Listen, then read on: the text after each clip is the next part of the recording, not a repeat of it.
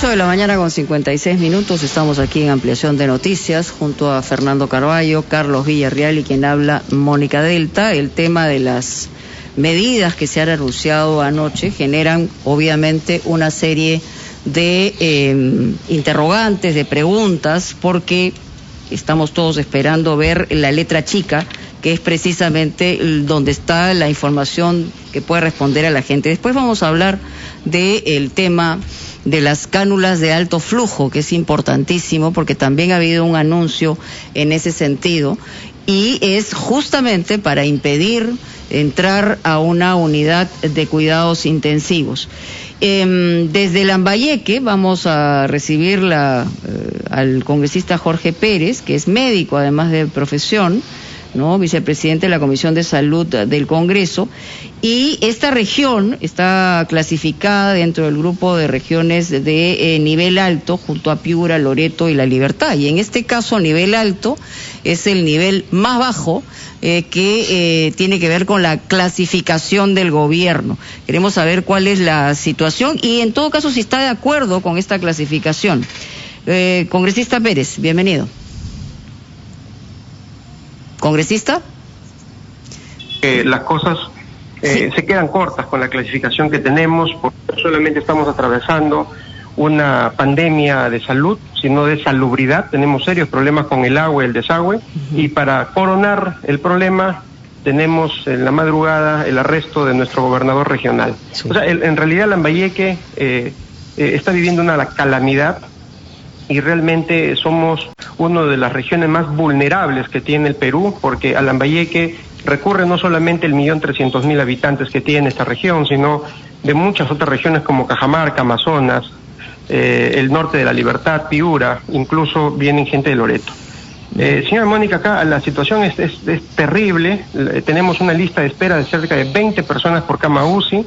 Definitivamente se desactivaron algunas camas de salud porque bajó la pandemia. Sin embargo, es lo que se requiere ahora, y yo hago un llamado clamoroso al presidente Sagasti para que aporte ese dinero a salud para que se pueda repotenciar cuando antes el tema de las camas UCI y las camas UBI. Acuérdese, señora Mónica, de que acá tenemos un serio problema. El comportamiento del virus ya no da para pacientes intermedios, ya no da para pacientes que van a estar monitorizados simplemente en una cama cualquiera. Por lo tanto, ahora tenemos tres componentes.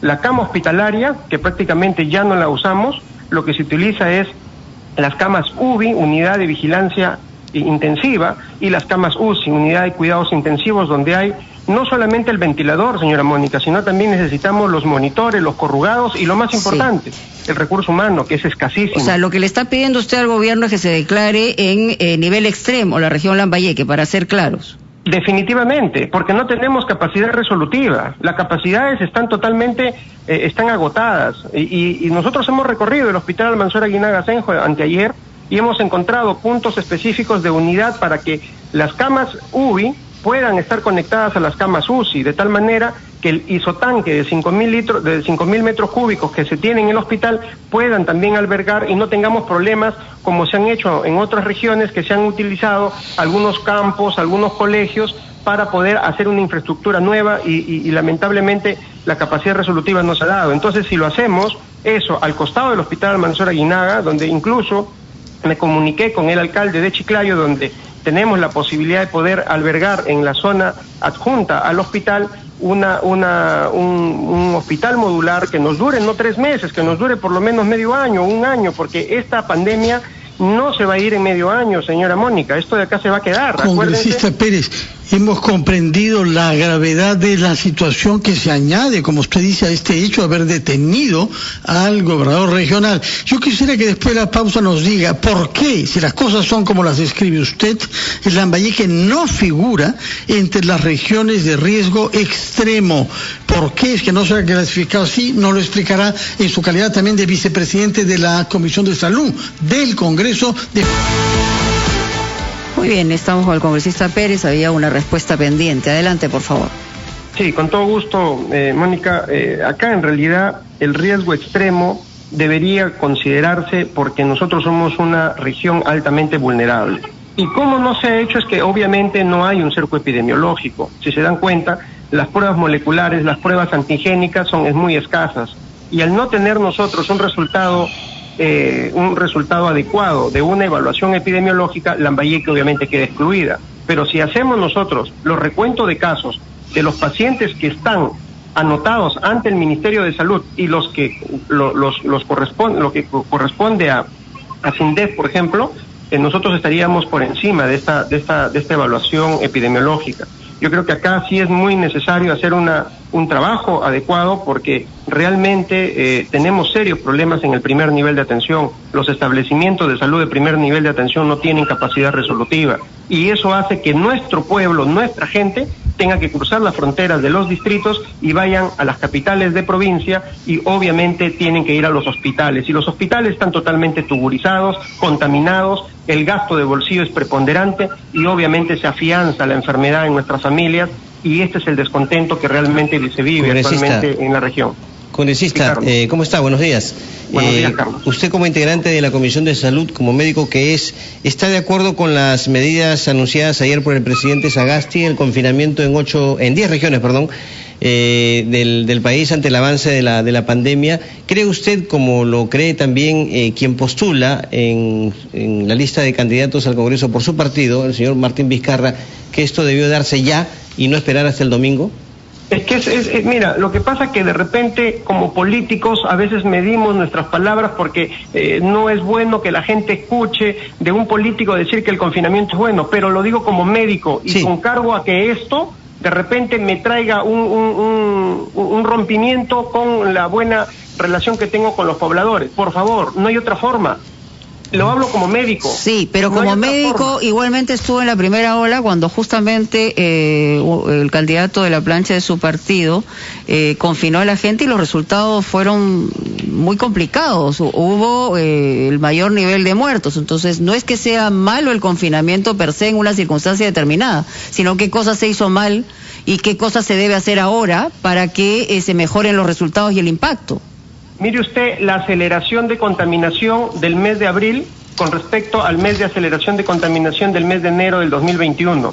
Definitivamente, el confinamiento provocó de que esta línea de aceleración de contaminación disminuya y tengamos capacidad resolutiva. El problema fue de no se vio la segunda ola como una perspectiva epidemiológica y lo que ahora tenemos es una aceleración desmedida donde ya hemos sobrepasado los límites de contaminación y lo que tenemos es una lista inmensa, incluso con las 1.700 camas que tenemos a nivel nacional. Entonces, no es que no sirvió los martillazos o en todo caso los efectos del confinamiento. Definitivamente, aunque no nos guste, el confinamiento es lo único que puede traer como consecuencia la disminución de la aceleración de contaminación y por lo tanto nuestra capacidad resolutiva a nivel de salud va a tener una contingencia mucho mayor. Congresista Pérez, usted forma parte de los miembros de Somos Perú que votaron a favor de la vacancia de Martín Vizcarra, pero que luego pidieron perdón por considerar que se trataba de un error. Juzgadas las cosas ahora y habiéndose producido ese voto suyo del que se arrepintió en un momento en que al parecer creíamos que Lambayeque, por ejemplo, había ya pasado lo peor, ¿cómo evalúa usted el descuido que sin duda ha contribuido a que se produzca esta segunda ola que tiene algunas características peores que la primera? Mire, acá no hay un descuido personal ni un descuido desde un contexto de tiempo corto. Este es un problema de mucho tiempo, señor Fernando.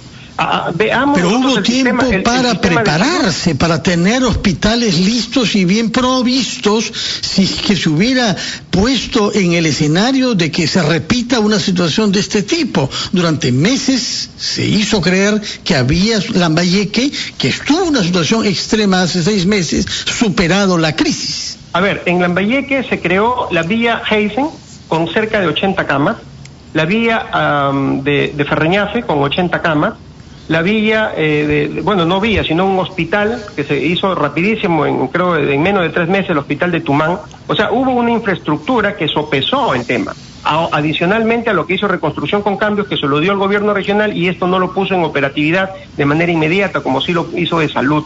Entonces, sí ha habido esa situación. Lo que no hemos evaluado, obviamente, es que estos hospitales itinerantes, que eran unas carpas, han debido de también establecer un flujo de trabajo a nivel de PRONIS para la instalación de los hospitales modulares. Que eso es básicamente lo que nosotros hemos venido haciendo desde el Congreso de la República junto con los jefes de PRONIS. Entonces, ahorita lo que falta, y eso es lo que nosotros hablamos también con el presidente Sagasti, señor Sagasti, en este momento ponga en marcha el plan de reestructuración de los establecimientos de salud. A nivel nacional, Fernando, tenemos 8.750 establecimientos de salud. 78.8%, vale decir, 80% de ellos están en estado precario. Y eso es lo que nosotros tenemos que establecer como una ruta de trabajo al corto plazo, porque eso demora 3 meses en armar los hospitales modulares. ¿Cuánto representa económicamente esos 5.000 millones de soles? La pregunta es, ¿eso es gasto o es una inversión para lo que estamos viviendo en la actualidad? No, la pregunta también es, ¿tenemos esa capacidad hoy día después de haber pasado casi un año de pandemia? Porque el asunto también es ese, ¿cómo se gastaron y de qué manera se priorizaron los gastos en la primera etapa y ahora la espalda es completamente distinta? Me refiero a la espalda económica. Sin embargo, en la reactivación económica definitivamente hubieron algunos gastos que para mí fueron innecesarios, que tranquilamente se pueden sopesar para la inversión en salud, porque en salud, hablemos de salud, no es solamente las camas UCI, las camas UBI. Hablar de salud es prevención, promoción, diagnóstico, tratamiento y recuperación. Y para poder dar esos 5 componentes necesitamos infraestructura precaria, 80%, equipamiento con cerca de $1.000 millones de brecha y el recurso humano, que está ahí salvaguardando, sabe Dios cómo, porque solamente estamos trabajando el 60% de capacidad resolutiva. Congresista, en estos días se habla mucho acerca de la responsabilidad en el manejo de la pandemia de nuestras autoridades y de quienes quieren ser autoridades también. Le pregunto porque el señor Martín Vizcarra está recomendando el uso de la ivermectina como un preventivo. ¿A usted como médico eso le parece responsable, le parece atinado, correcto? Mire, en la ciencia nada se descarta. Yo soy una persona que no solamente soy médico, también soy químico. Y los científicos no descartamos algo. La gente que sale y dice eso no vale, bueno, simplemente es una persona que está en contra de la ciencia. Nosotros estamos en una evaluación constante acerca del uso de la ivermectina, no solamente la ivermectina, sino también la colchicina.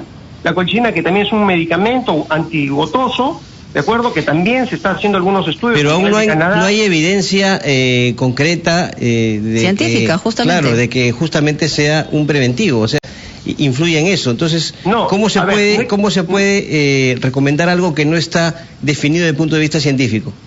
Mire, la parte preventiva no existe más que la vacuna, eso hay que tenerlo muy claro. En todo caso, se hablaría del tratamiento de inicio, porque hay ciertos estudios que obviamente falta valorarlo, y para eso tiene que seguir la ciencia en la investigación, de que retarda el crecimiento del virus dentro de la célula, o en todo caso el traslado de la célula dentro del... Pero si falta valorarlo, ¿por qué recomendarlo?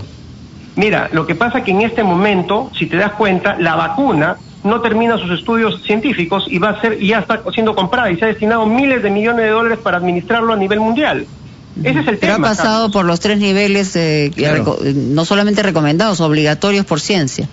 Usted mismo, digamos, en el argumento que nos da el ser un científico, justamente hay una diferencia entre lo que tiene que ver con la vacuna y la valoración de la vacuna a nivel científico y lo que tienen que ver estos medicamentos que se están pregonando por calles y plazas. Ese es el tema. El tema, ¿sabe cuál es, doña Mónica? Es el uso correcto del medicamento. Si nosotros sabemos de que el paracetamol, la citromicina, el aspirina o cualquier otro medicamento sirven para algo específico, definitivamente esa valoración lo hace el médico. Lo que no podemos hacer en todo caso es decir de que tal político está recomendando el uso de un medicamento específico, porque eso sí es ir en contra de la salud. Pero eso es lo que ha hecho justamente Martín Vizcarra. Lo que nosotros tenemos que quedar es claramente en la recomendación de que los científicos, nuestra gente, que son los profesionales de la salud, vean en un arsenal de medicamentos la posibilidad de poder dárselo a sus pacientes. Y yo creo que esto representa el fortalecimiento del Plan Taita. El Plan Taita era eso, básicamente, una bolsita que contenía ivermectina, contenía paracetamol y contenía acitromicina. La pregunta es, ¿por qué se tumbó el Plan Taita? Por un estudio de pacientes del nivel 2, o sea, pacientes moderados, donde ya estaban hospitalizados. y se hizo un traslape para la evaluación del nivel 1, que es el tratamiento. Sí. En el fondo respalda, digamos, que se siga utilizando la ivermectina. Lo que pasa, señora Mónica, que todos lo hemos usado, todos los pacientes, nosotros no conocemos al coronavirus. Todos, o sea, no podemos generalizar, ¿no? En general, la mayoría de obviamente, si un médico lo recomienda por razones argumentadas, seguramente el paciente tomará la decisión de hacerlo o no. Pero en todo caso, más allá de eso, lo que primero los médicos tienen que ponerse de acuerdo y segundo los políticos tienen que ir como zapatero a su zapato y no hablar de medicamentos porque no son médicos, ¿no? Entonces ahí es donde está también un problema que confunde a la gente y les trae problemas adicionales a los graves ya que genera la pandemia, ¿no? Lo que debe quedar claro, señora Mónica, Fernando y Carlos, es que este virus, que para mí ya es una variante peruana, ojo, por si acaso para mí es una variante peruana, no es una variante extranjera, es una variante más en Perú. Porque por el comportamiento es muy agresivo, es un comportamiento donde tú lo ves en los confines de Lambayeque, por ejemplo, hemos visto el comportamiento de pacientes que empiezan con la fiebre y malestar hoy día, y en menos de 6 días el paciente está complicado con un PAFI que está por debajo de 100. Entonces, cuando tú tienes ese comportamiento de destrucción masiva de los alvéolos, definitivamente tú te das cuenta de que este virus es mucho más letal que el que teníamos el año pasado. Entonces, ahorita lo que me preocupa es definitivamente la instalación de los mecanismos para poder sopesar de los pacientes contaminados en este tiempo y disminuir la aceleración de contagio porque no vamos a tener capacidad resolutiva y la gente se va a estar muriendo en las calles. Ese es el tema fundamental. Nos queda clara su posición. Muy amable, congresista Jorge Pérez, por estar con nosotros aquí en Ampliación de Noticias. Pausa y volvemos.